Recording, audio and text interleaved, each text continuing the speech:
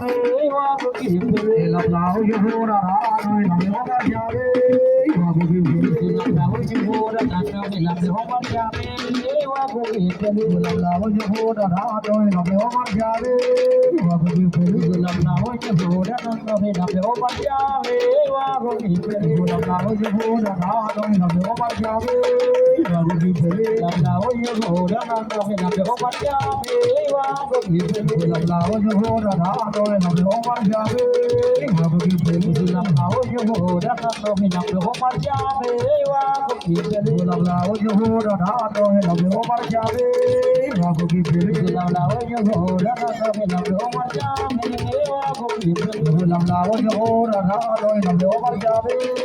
hoa có kịp về làm nào như vô đã rồi làm nó đã ra về hoa có kịp về làm nào như vô đã rồi làm nó đã ra về